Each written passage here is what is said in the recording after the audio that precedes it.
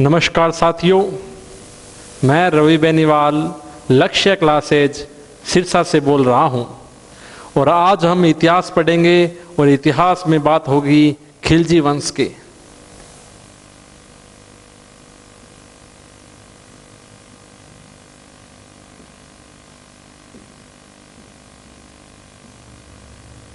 खिलजी वंश एक व्यक्ति था जिसका नाम था जलालुद्दीन खिलजी।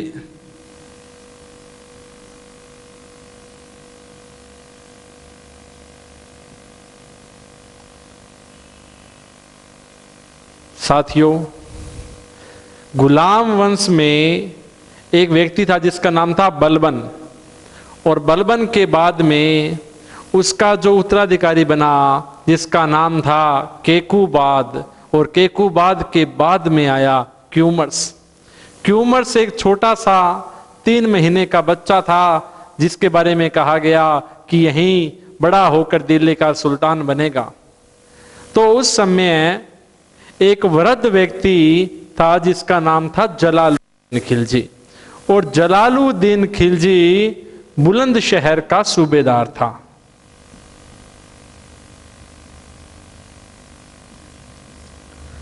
बुलंदशहर के सूबेदार जलालुद्दीन खिलजी ने उस छोटे से बच्चे को मारकर उसके शव को चादर में लपेटकर कहते हैं गंगा नदी में फेंक दिया था। और उसके बाद में जलालुद्दीन खिलजी ने दिल्ली के किलखुरी महल में अपना रात तिलक करवाया था। 70 साल का एक आदमी जो एक छोटे से बच्चे को मारकर उसका शव चादर में लपेटकर नदी में फेंक देता है और बाद में दिल्ली के किलखुरी महल में अपना रात तिलक करवाता है, जिस व्यक्ति का नाम था जलालुद्दीन खिलजी। जलालुद्दीन खिलजी सन 1290 को सुल्तान बना और इसने 6 साल तक शासन किया, 1290 से 1296 तक।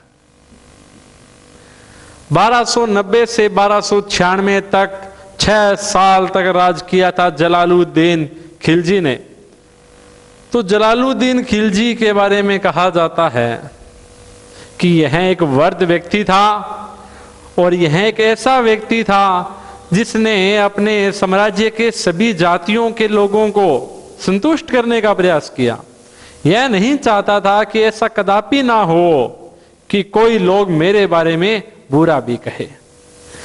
यहां तक कहा जाता है कि जलालुद्दीन खिलजी गद्दी पर बैठने में भी हिचकिचाता था। जैसे ही इसका किलखुरी के महल में दिल्ली में रात तिलक हुआ, जलालुद्दीन खिलजी सभी अमीरों और सुल्तानों को बुलाता है और कहता है, मेरे वालिद कभी इस गद्दी पर नहीं बैठे थे, तो गद्दी पर बैठने का, सुल्तान बनने का मेरे अंदर गुरूर नहीं हो सकता। बलबन, सुल्तान बलबन यहां बैठा करते थे, बलबन का खौफ मेरे हृदय में आज भी है। ऐसी बातें कहकर दिल्ली के अमीरों को दिल्ली के सुल्तान ने अपने काबू में कर लिया। इस प्रकार जलालुद्दीन खिलजी का राज्याभिषेक होता है और खिलजी वंश की शुरुआत होती है। देखिए, जो ये खिलजी वंश है, सही नाम है खलजी। खिलजी खलजी से बना है और अफगानिस्तान में एक नदी है हेलमंद नदी। हेलमंद नदी अफगानिस्तान के हेलमंद नदी के आसपास का जो क्षेत्र है, वहां पर जो जाति रहती है उसे कहा गया है खलजी, और खलजी से नाम बना था खिलजी। व्यक्ति था जलालुद्दीन खिलजी। अब कहानी ये हुई, जलालुद्दीन खिलजी गद्दी पर बैठ गया, यही सोचा कि मैं दिल्ली सल्तनत का विस्तार करूंगा और अपने सपने को साकार करने के लिए दिल्ली का जलालुद्दीन अपने सेनापति को बुलाता है जिसका नाम था अहमद चप। क्या नाम था साथियों? अहमद चप। जलालुद्दीन खिलजी ने अपने सेनापति अहमद चप को बुलाया और कहा, सेनापति आसपास देख लीजिए कि किस क्षेत्र को हम सबसे पहले जीतें, किसको बाद में जीतें। तो अहमद चप ने कहा कि सुल्तान, हम सबसे पहले राजपुताना की तरफ देखते हैं और राजपुताना को जीतने की योजना एक वृद्ध व्यक्ति बना रहा है, राजपुताना को जीतने की बात कर रहा है और कह रहा है कि राजपुताना में जाएंगे और सबसे पहले चौहानों को हराएंगे और रणथंभौर में सेना भेजेंगे। कहां सेना भेजेंगे? रणथंभौर में। बात है 1291 ईस्वी की और रणथंभौर सवाई माधोपुर जिले राजस्थान में पड़ता है और रणथंभौर में चौहानों का राज था और राजा का नाम है हमीर देव चौहान। क्या नाम है? हमीर देव चौहान। तो इसने सोचा कि रणथंभौर को जीतेंगे, हमीर देव चौहान को पराजित करेंगे।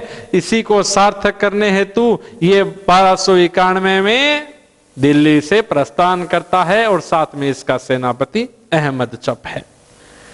रणथंभौर के किले का घेरा डाला गया, वहां पड़ाव रखा, काफी समय बीता, लेकिन रणथंभौर का किला एक अभेद्य किला था। किले में पहुंचने के लिए सुल्तान को कोई रास्ता नजर नहीं आ रहा था।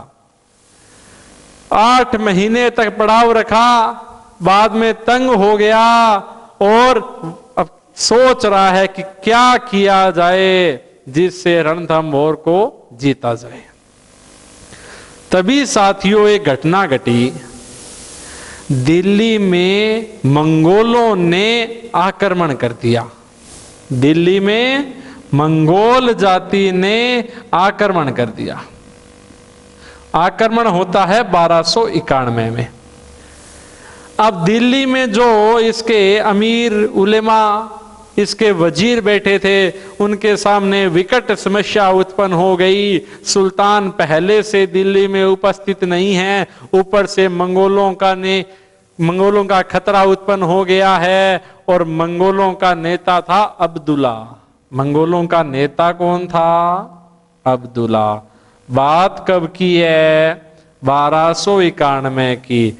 अब्दुल्ला अपने साथ में लगभग 4000 मंगोल लेकर दिल्ली पर चढ़ाई करता है। 4000 मंगोलों को लेकर खूंखार जाति के ये मंगोल दिल्ली पर आक्रमण करते हैं। अब जलालुद्दीन खिलजी को रणथंभौर से अपना घेरा उठाना पड़ेगा। जलालुद्दीन खिलजी अहमद चप को कहता है कि रणथंभौर से वापिस चलिए, कहीं ऐसा ना हो कि रणथंभौर के चक्कर में दिल्ली भी हमारे हाथ से निकल जाए। समझदारी इसी में है कि वापिस दिल्ली चलते हैं। तो जलालुद्दीन खिलजी और अहमद चप वापिस दिल्ली में आ गए। तो जलालुद्दीन खिलजी ने सीधी सी बात की अब्दुल्ला से कि देखो अब्दुल्ला, मैं तो एक वृद्ध आदमी हूं, लड़ने का सामर्थ्य मेरे में नहीं है, ना ही लड़ने की मेरे में फितरत है, आप चाहते क्या हो? सही मायने में बात तो यह थी कि जलालुद्दीन खिलजी के पास में ऐसे शूरवीर नहीं थे, ऐसे खूंखार सैनिक नहीं थे, ऐसे योद्धा नहीं थे, वो मंगोलों के पास में थे। तो घबराकर जलालुद्दीन खिलजी ने कहा कि अब्दुल्ला, मैं आपको धन दूंगा, मैं आपको रोटी दूंगा, मैं आपको रहने का स्थान दूंगा, मैं आपको काम दूंगा, आप यहीं पे रहने लग जाएं। तो बात ये हुई, जलालुद्दीन खिलजी ने मंगोलों के साथ में संधि कर ली। क्या कर ली? संधि कर ली। 1291 में मंगोलों और जलालुद्दीन खिलजी के मध्य संधि हो जाती है। जो ये मंगोल थे 4000 आए थे, 2000 मंगोल दिल्ली में ही बस गए और इन्हें नाम दिया गया नवीन मुसलमान। मंगोलों ने अपना मंगोलिया धर्म छोड़ दिया और इसकी जगह इन्होंने इस्लाम धर्म को अपना लिया। आधे लोग यहीं पे रह गए और ये मंगोल क्या कहलाए? नवीन मुसलमान कहलाए। किसके नेतृत्व में आए? अब्दुल्ला के नेतृत्व में आए। किसके काल में आए? जलालुद्दीन खिलजी के काल में आए। कब आए? 1291 में आए। एक सुदृढ़ सेना का निर्माण जलालुद्दीन खिलजी जैसे तैसे कर रहा है। बात क्लियर? आगे बढ़ते हैं।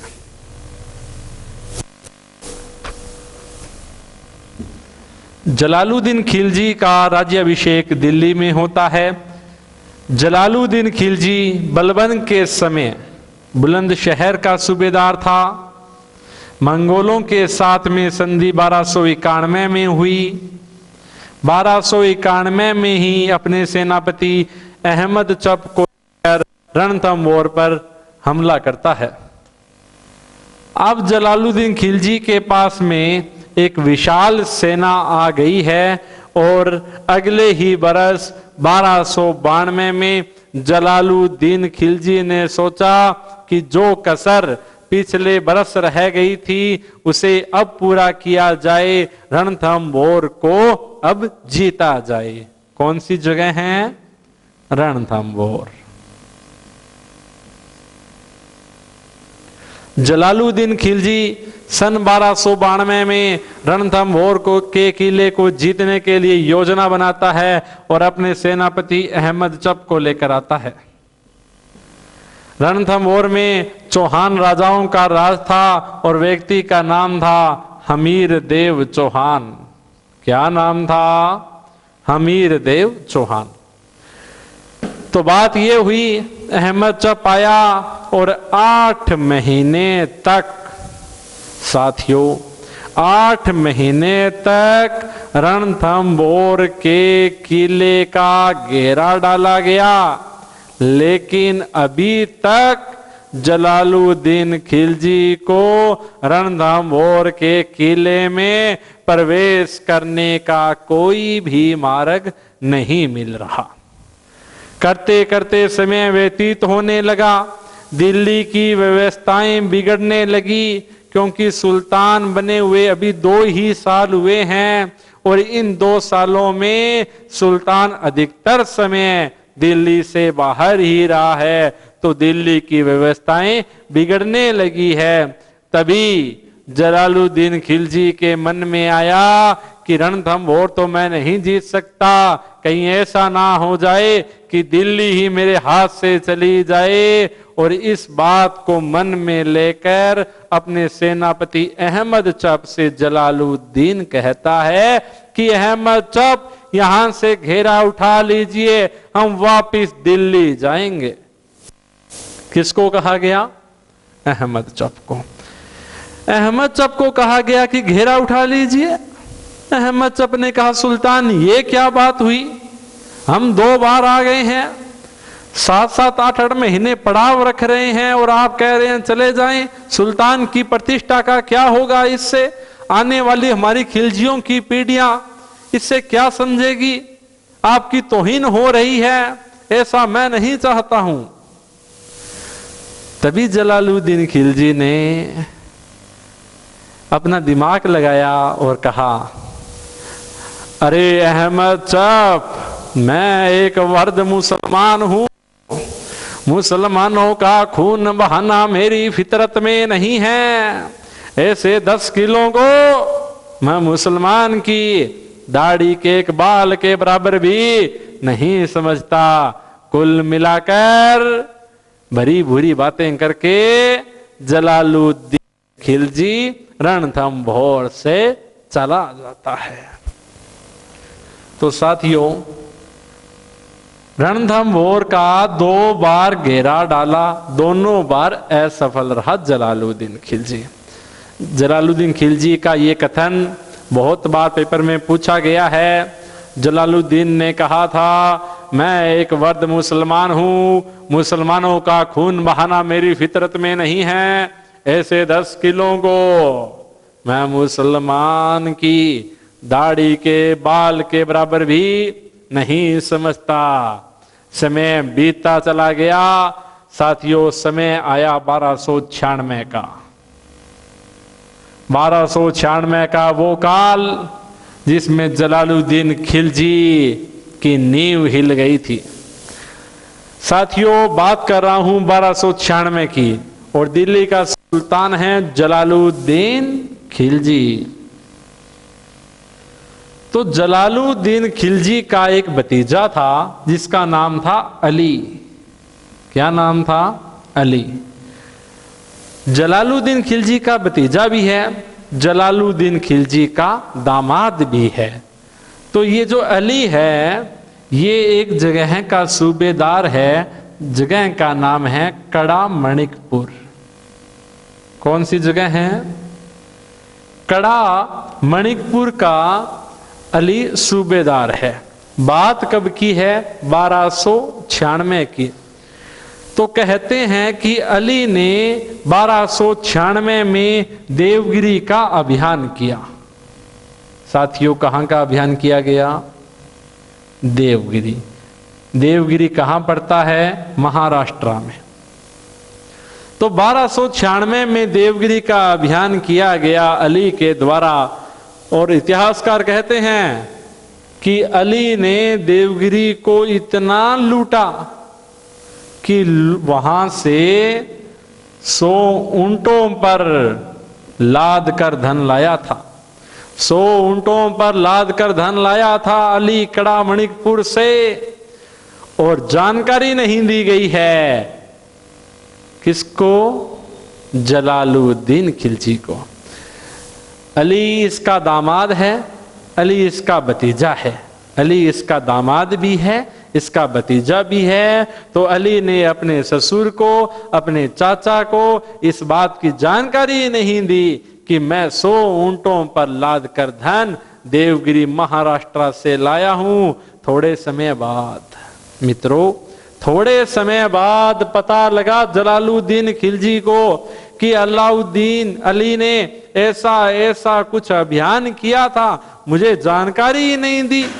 जलालुद्दीन नाराज हो गया और जलालुद्दीन ने अली के पास में पत्र भिजवाया।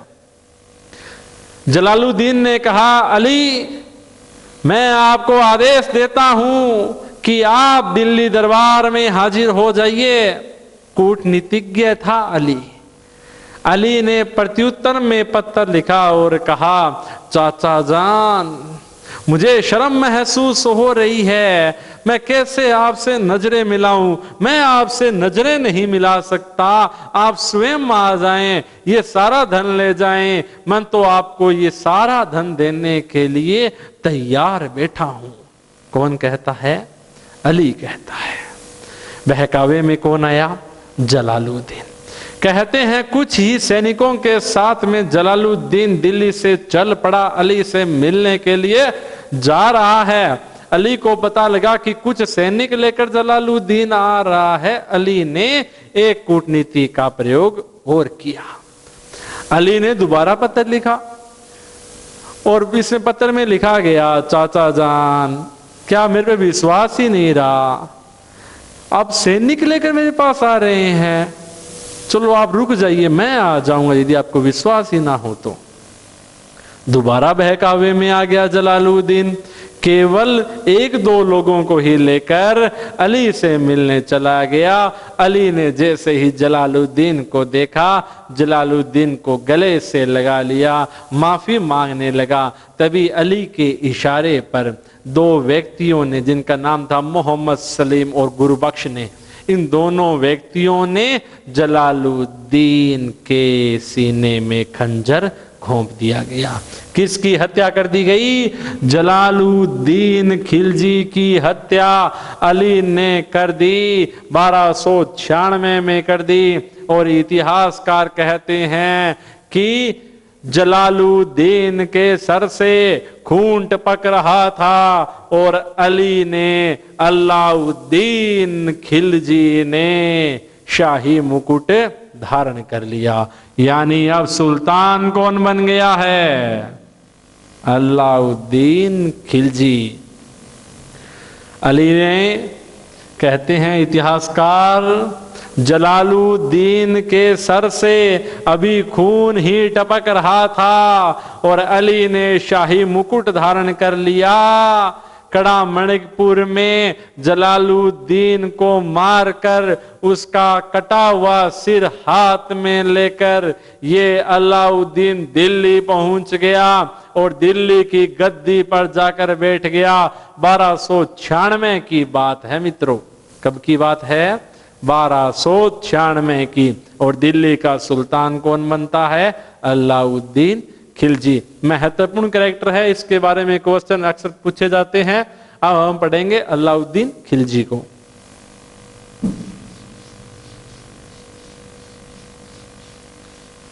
जलालुद्दीन खिलजी का काल था 1290 से 1296 के मध्य।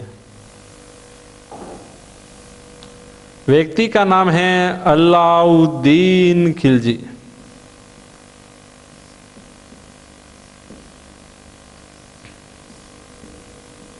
बारह सौ 96 से 1316।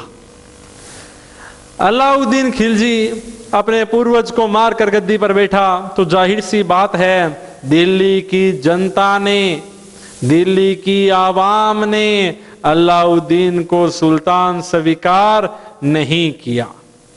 तब अलाउद्दीन ने एक बात कही थी जो वर्तमान समय में बहुत सही लगती है। अलाउद्दीन ने कहा था, जनता की यादाश्त बड़ी कमजोर होती है, थोड़े ही समय में पुरानी बातों को भुला देती है।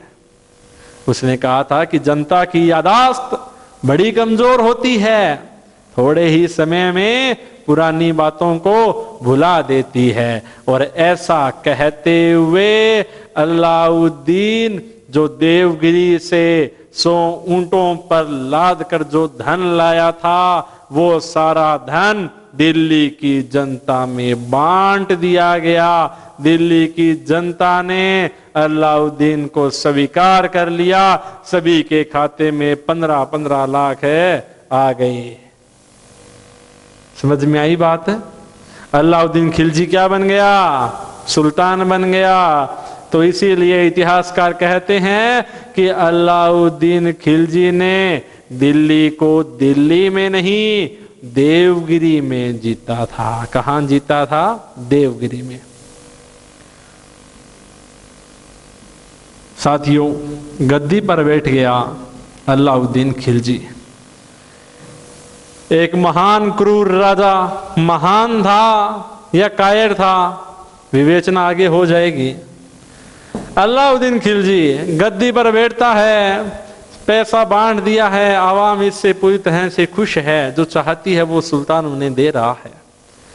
अलाउद्दीन ने गद्दी पर बैठते ही सभी से कहा कि जिस प्रकार पूरी दुनिया को सिकंदर ने जीता था उसी प्रकार ये अलाउद्दीन पूरी दुनिया को जीतेगा। जिस प्रकार सिकंदर ने जीता था उसी प्रकार ये अलाउद्दीन पूरी दुनिया को जीतेगा। इसका एक वजीर था जिसका नाम था अल्लाह उल हक। क्या नाम है? अल्लाह उल हक, या इसे कई जगह अल्लाह उल मुल्क भी कहा जाता है। अलाउद्दीन खिलजी का एक वजीर था। यह सच्चाई है मित्रों कि अलाउद्दीन खिलजी दरबार में किसी की नहीं सुनता था सिवाय दिल्ली के कोतवाल जिसका नाम था अल्लाह उल हक। तो अल्लाह उल हक से कहा कि मैं पूरी दुनिया को जीतना चाहता हूं जिस प्रकार सिकंदर ने जीता। अल्लाह उल हक, जिसे कई जगह अल्लाह उल मुल्क भी कहा गया है, उसने कहा अलाउद्दीन तू इस सपने को छोड़ दे ये सपना तेरा सपना ही बनकर रह जाएगा, कभी पूरा नहीं हो पाएगा, क्योंकि पूरी दुनिया को जीतने वाला सिकंदर था, उसके पास में अरस्तु जैसे विद्वान थे, तेरे पास में ऐसा कोई विद्वान नहीं है, तुम केवल हिंदुस्तान को जीत ले, यह भी एक बहुत बड़ी बात होगी। तो अल्लाह उल मुल्क के कहने पे अलाउद्दीन ने पूरे हिंदुस्तान को जीतने की योजना बनाई। तो साथियों, जब पूरे हिंदुस्तान को जीतने की योजना बनाई है तो जीता जाएगा किसके दम पे? तलवार और धन के। तलवार तो इसके पास में है ही, अब बात आती है धन की। तो अलाउद्दीन खिलजी ने अपने सेनापतियों को बुलाया और समय है वो 1299 का। 1299 का समय है। अलाउद्दीन खिलजी ने अपने सेनापतियों को बुलाया। सेनापतियों के नाम बहुत महत्वपूर्ण हैं, बहुत बार पेपर में पूछे गए हैं, याद रखिए। पहला है नुसरत खान, एक है उलगू खान, एक है मोहम्मद शाह, एक है कहबरू।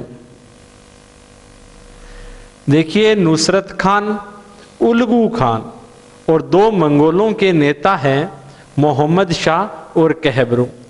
इन चारों व्यक्तियों को बुलाया गया और कहा कि आप चारों जाओ और सोना लूट कर लाओ। तो साथियों, सोना कहाँ मिलेगा? सोना सोमनाथ मंदिर में। सोमनाथ मंदिर गुजरात में। तो इन चारों व्यक्तियों को यह कहा कि आप दिल्ली से प्रस्थान कीजिए और गुजरात के सोमनाथ मंदिर को लूटिए। तो अब इन चारों की, यानी दिल्ली की शाही सेना दिल्ली से प्रस्थान करती है, गुजरात में आती है। जैसे ही दिल्ली से गुजरात आती है तो रास्ते में पड़ता है मेवाड़ का राज्य। कौन सा राज्य है? मेवाड़ राज्य, जो वर्तमान में उदयपुर, चित्तौड़गढ़, राजसमंद, भीलवाड़ा का कुछ भाग, प्रतापगढ़ का कुछ भाग वाला जो क्षेत्र है, वो क्षेत्र जिसे कहते थे मेवाड़ का क्षेत्र। तो मेवाड़ में एक राजा था जिसका नाम था समर सिंह। तो मेवाड़ के राजा ने कहा कि दिल्ली की शाही सेना, आपको यदि गुजरात जाना है, मेरे राज्य से होकर जाना है, तो कर देना पड़ेगा। बिना कर लिए मैं आपको जाने नहीं दूंगा। तो मेवाड़ के राजा ने कर किससे लिया? अलाउद्दीन खिलजी की सेना से। इन चारों ने कर दिया और जैसे तैसे करके ये सेना कहां पहुंच गई? गुजरात के सोमनाथ मंदिर पे। तो गुजरात में उस समय साथियों कर्ण बघेल राजा था। राजा कौन था? कर्ण बघेल। कर्ण बघेल राजा था और कर्ण बघेल ने देखा कि दिल्ली की एक विशाल सेना मेरे राज्य पर आक्रमण करने वाली है, तो पहले ही आत्मसमर्पण कर दिया गुजरात के कर्ण बघेल ने। गुजरात का कर्ण बघेल अपनी बेटी, जिसका नाम था देवल देवी, इसके साथ में देवगिरी भाग गया।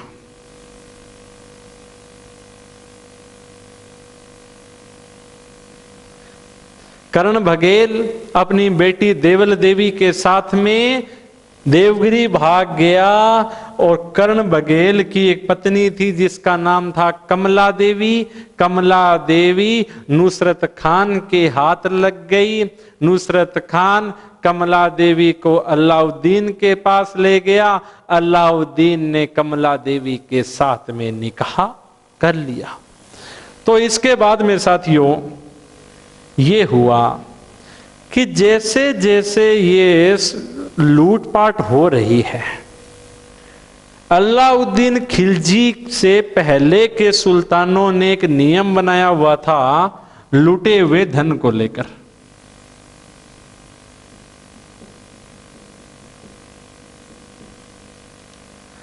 लूटे हुए धन के बारे में अभी तक ये नियम चलता आ रहा था कि 75% तो सेना का होगा और 25% सुल्तान का होगा।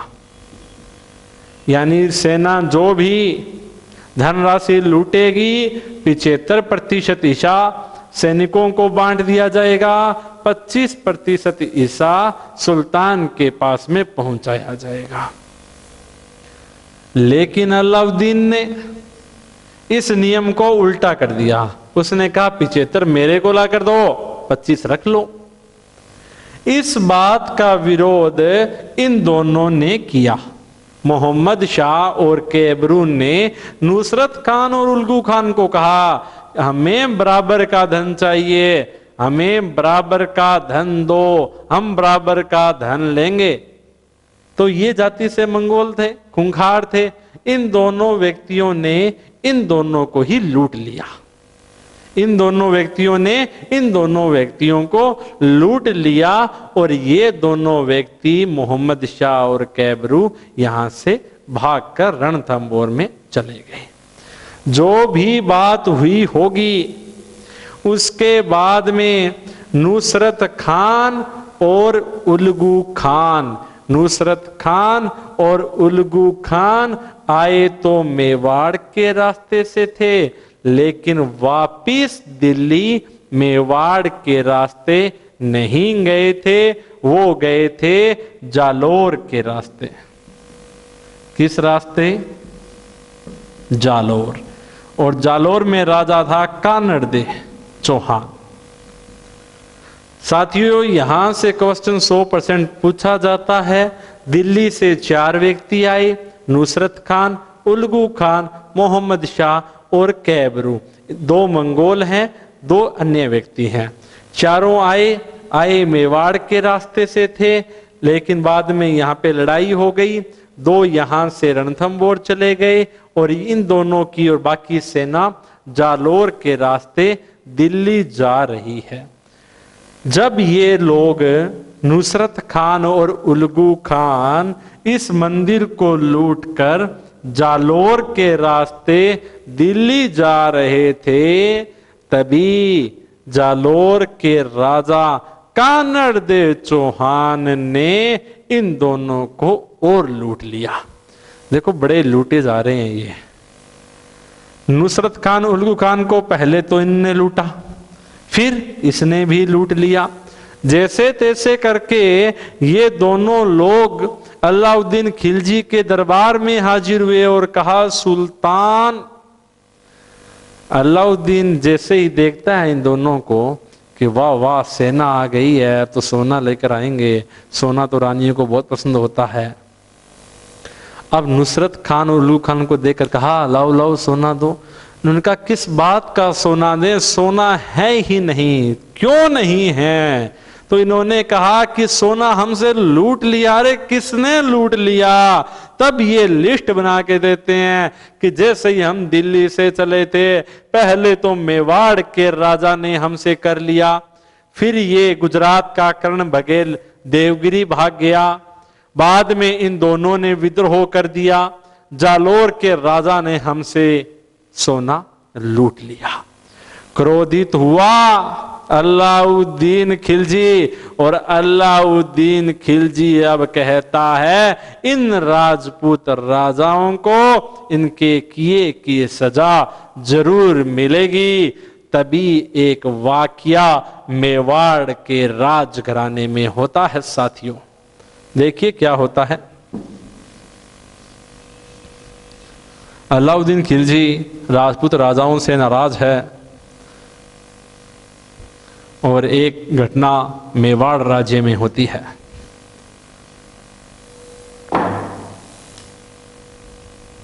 मेवाड़, और मैं बात कर रहा हूं सन 1301 की। 1301 के बाद में 1303 की, और व्यक्ति का नाम है रावल रतन सिंह। मेवाड़ का एक प्रसिद्ध राजा था जिसका नाम था रावल रतन सिंह। और राव रतन सिंह की एक विश्व विख्यात सुंदरी इसकी पत्नी थी, जिसका नाम था पद्मिनी, जिसे पद्मावती भी कहा जाता है। पद्मिनी या पद्मावती मेवाड़ के महान राव रतन सिंह की पत्नी थी, अत्यंत सुंदर थी। और कहते हैं कि ये पद्मिनी या पद्मावती श्रीलंका यानी सिंहल द्वीप की रहने वाली थी। राजा गंधर्व सेन की ये बेटी थी। पद्मिनी के पास में एक तोता था जिसका नाम था हीरामन तोता। हीरामन तोता एक दिन श्रीलंका से उड़ा, मेवाड़ घराने में आया और राव रतन सिंह को कहा, रतन सिंह तेरे पास में ऐसी कोई रानी नहीं है जितनी सुंदर कौन है? पद्मावती है। तो राव रतन सिंह ने सोचा कि इसे किसी भी हालात में हासिल किया जाएगा। तो कहते हैं राव रतन सिंह श्रीलंका जाता है और वहां पे जाके पद्मावती से विवाह करता है। पद्मावती से विवाह किया राव रतन सिंह ने। दोनों वापिस मेवाड़ में आए और मेवाड़ के राजाओं का साथियों यह एक धर्म होता था, विवाह होने के बाद में पति और पत्नी ब्राह्मणों को दान दक्षिणा करते थे। दोनों की शादी हो गई है और अब दान दक्षिणा वाला काम चल रहा है। तभी मेवाड़ में राव रतन सिंह की राज्यसभा का सदस्य, इसका राजनीतिक गुरु, इसका संगीतकार, जो एक चित्रकार था, जो एक जादूगर था, जो एक तांत्रिक था, नाम था राघव चेतन।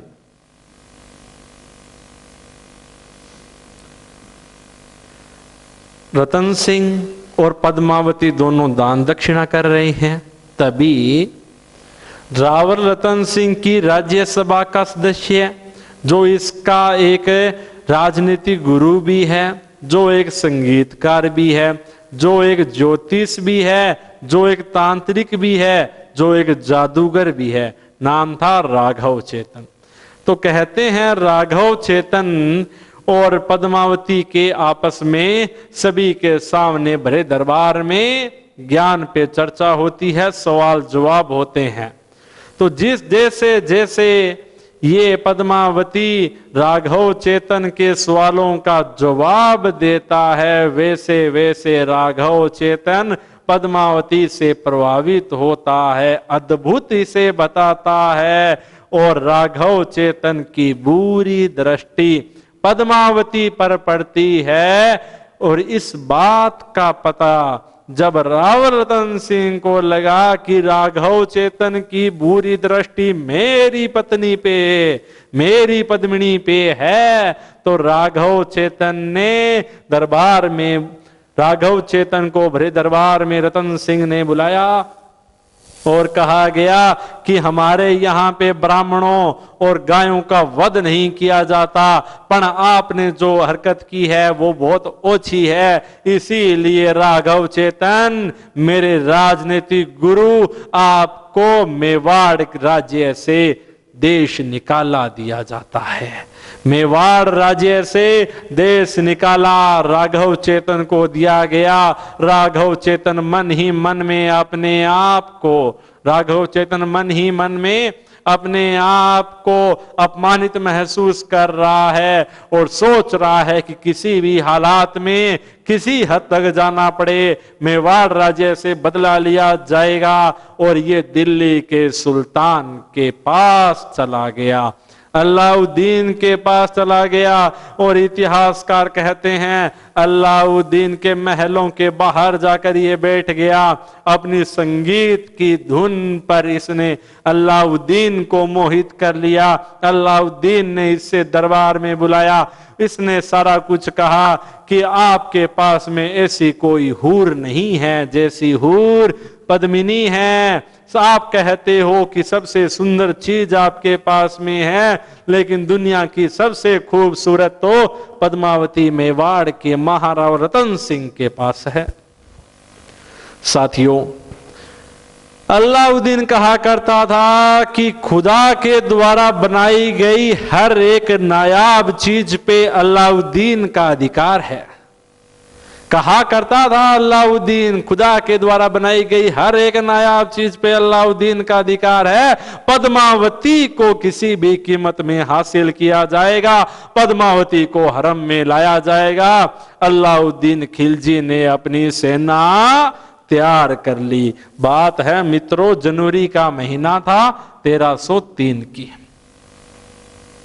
जनवरी 1303 में अलाउद्दीन खिलजी दिल्ली से प्रस्थान करता है और एक जगह का नाम है मांडलगढ़। मांडलगढ़ भीलवाड़ा में पड़ता है। मांडलगढ़ भीलवाड़ा राजस्थान में आकर मेवाड़ वाले क्षेत्र में, मेवाड़ की सीमाओं पर आकर अपना पड़ाव अलाउद्दीन खिलजी लगाता है। और अलाउद्दीन कह रहा है कि किसी भी हालात में पद्मावती को हासिल किया जाएगा। साथियों, कहा जाता है कि 8 महीने हो गए। 8 महीने हो गए अलाउद्दीन खिलजी को, लेकिन चित्तौड़गढ़ के दरबार में पहुंचने का कोई भी मार्ग इसे नहीं मिल रहा था। अलाउद्दीन ने सोचा, सर्दियों में आए थे, गर्मी हो गई है, 8 महीने हो गए हैं, सैनिक विद्रोह करने लग गए हैं, दिल्ली की व्यवस्था बिगड़ने लग गई है, लेकिन पद्मिनी को हासिल करना सबसे जरूरी है। अलाउद्दीन ने एक कूटनीति का प्रयोग किया। साथियों, अलाउद्दीन ने कूटनीति का प्रयोग किया और उसने एक पत्र भिजवाया चित्तौड़गढ़ के किले में। कहा कि आप केवल एक बार मुझे पद्मिनी को दिखा दीजिए, जिसकी चर्चा मैंने ऐसे ऐसे सुनी है कि वो युग महिला है, उसकी जैसी सुंदरी अद्भुत है, ना कभी हुई है ना कभी होगी, ऐसी उसके बारे में धारणा है। मुझे केवल एक बार पद्मिनी को दिखा दो, मैं यहां बिना रक्तपात किए वापिस चला जाऊंगा। अलाउद्दीन कहता है। अलाउद्दीन ने ये कहा, चित्तौड़गढ़ के किले में आया, रतन सिंह ने तलवार निकाल ली, लेकिन बाद में दरबार में सभी को बुलाया गया और कहा मसला ये नहीं है, मसला ये है कि रक्तपात को टाला जाए। पद्मिनी ने कहा ऐसी क्या मांग है उसकी, एक बार देखना ही चाहता है, दिखा दो। अगर युद्ध हो गया तो दोनों तरफ के सैनिक मरेंगे और मेरे पे इसका हमेशा हमेशा के लिए इल्जाम लगता रहेगा। एक बार दिखा दो आप। महाराज बात मानिए। महाराव रतन सिंह ने प्रस्ताव को स्वीकार किया और कहते हैं अलाउद्दीन चित्तौड़गढ़ के किले में प्रवेश करता है। चित्तौड़गढ़ के किले में प्रवेश करता है। अगस्त का महीना चल रहा है, 1303 का समय है। वहां पर जो वर्तमान में चित्तौड़गढ़ का एक शीश महल है, शीश महल में ये सारी व्यवस्था बना दी गई है। देखिए किस प्रकार की व्यवस्था है। जैसे ये चित्तौड़गढ़ है और चित्तौड़गढ़ में ये एक तालाब है। जैसे ही सुबह सुबह का समय है, सूर्य उगता है तो सूर्य की किरणें तालाब पर पड़ती है। यहां से अपवर्तित होकर ये किरणें एक दीवार पर पड़ती है। दीवार कुछ इस प्रकार से बनाई गई है कि यहां से अपवर्तित होकर यहां पर पड़ती है और यहां पर पद्मिनी का महल है। पद्मिनी का ड्रेसिंग टेबल यानी शीशा लगा हुआ है। पद्मिनी अपने शीशे में अपने सामने खड़ी हो जाए तो उसकी परछाई यहां जाके बनती है। इस प्रकार का अद्भुत नजारा आज भी मौजूद है दोस्तों। चित्तौड़गढ़ जाइए, शीश महल देखिए। और इसी पे एक फिल्म आई थी, प्रेम रतन धन पायो। तो यहाँ पे पद्मिनी खड़ी हुई, पद्मिनी की परछाई यहाँ पर पड़ती है। यहाँ अलाउद्दीन को खड़ा किया गया, शीशे में पद्मावती को दिखाया गया। जैसे जैसे जैसे अलाउद्दीन ने राघव चेतन से सुना था उसके कई गुना अधिक थी पद्मावती। इसीलिए पूरा पागल हो गया, मदहोश हो गया, मदहोश हो गया अलाउद्दीन खिलजी। और अलाउद्दीन में ये टसक उठती है, चाहे कुछ भी हो पद्मावती को बेगम बना कर रहेंगे। तो साथियों, अपने हिंदू समाज में एक परंपरा होती है, यदि कोई मेहमान आए तो हम उसी दरवाजे तक छोड़ के आते हैं, कई बार निकाल के भी आते हैं, बंदे बंदे पे डिपेंड करता है। तो उसी परंपरा का निर्वहन रावल रतन सिंह कर रहे थे। अलाउद्दीन को जैसे ही छोड़ने के लिए वो बाहर आए, आगे अलाउद्दीन खिलजी की पूरी सेना थी और रावल रतन सिंह को बंदी बना लिया गया, रावल रतन सिंह को गिरफ्तार कर लिया गया। रावल रतन सिंह को अलाउद्दीन खिलजी दिल्ली लेकर चला गया। कहां लेकर चला गया? दिल्ली।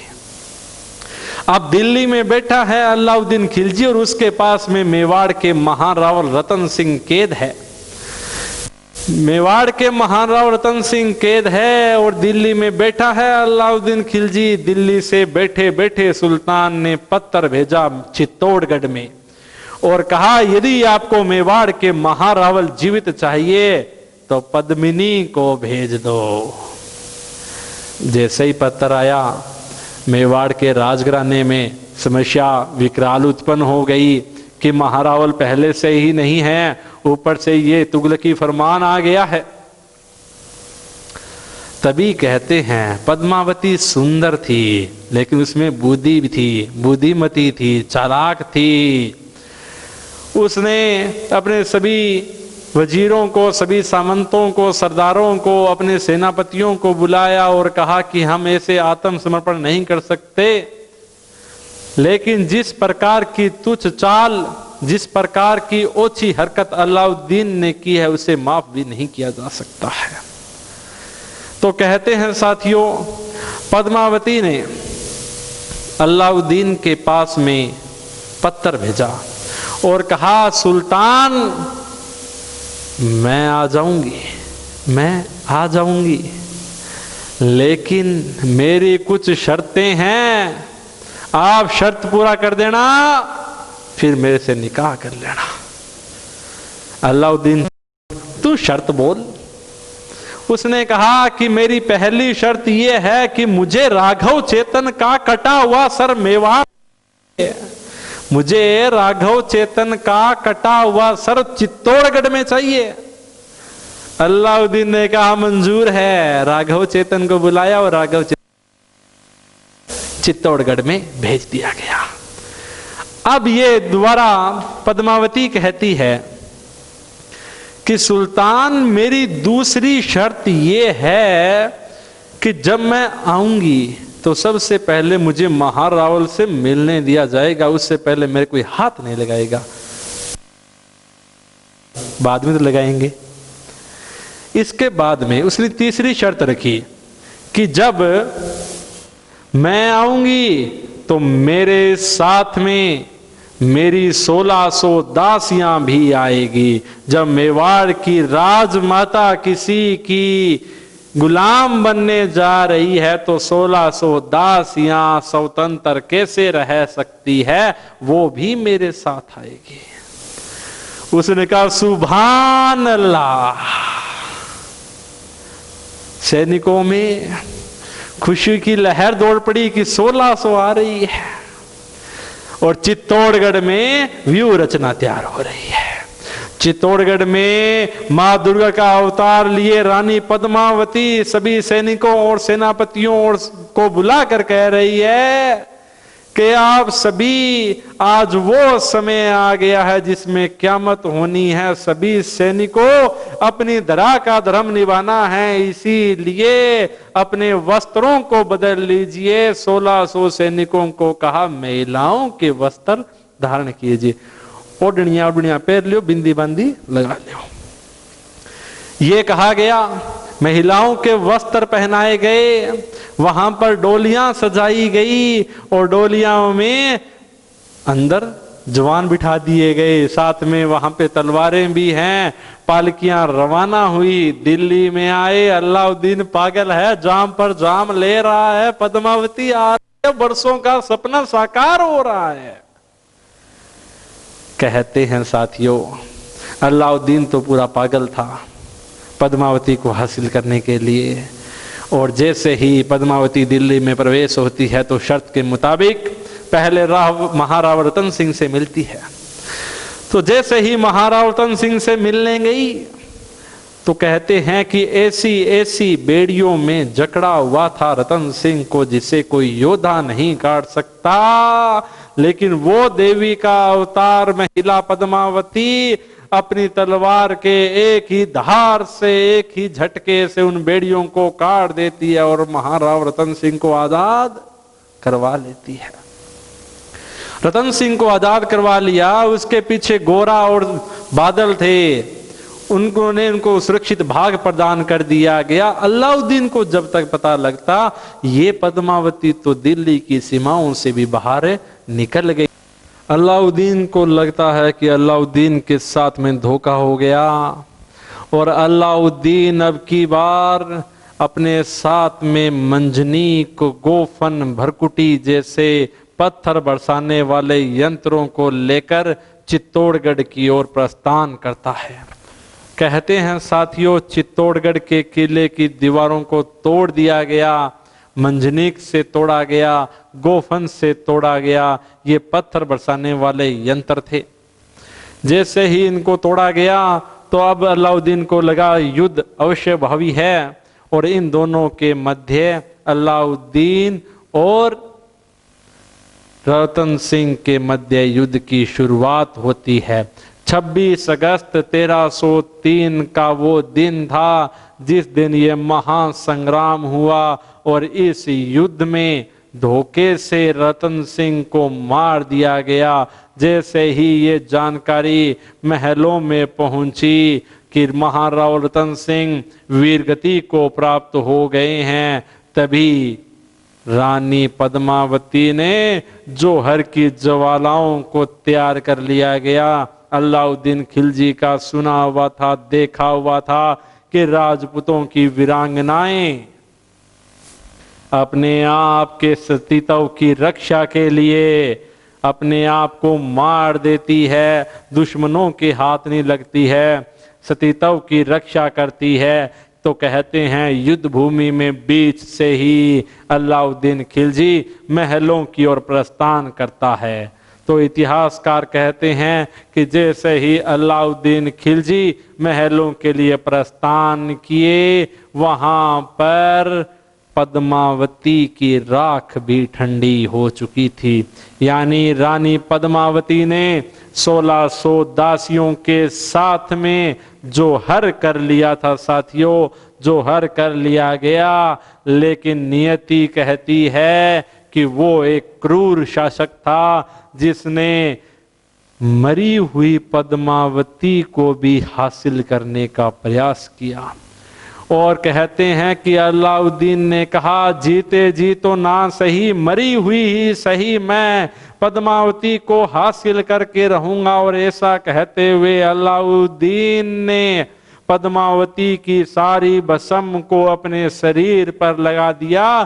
तब इतिहासकार कहते हैं भगवान एकलिंगनाथ जी की ऐसी कृपा हुई कि बरसात आ गई और सारी की सारी भस्म जमीन पर आ गई।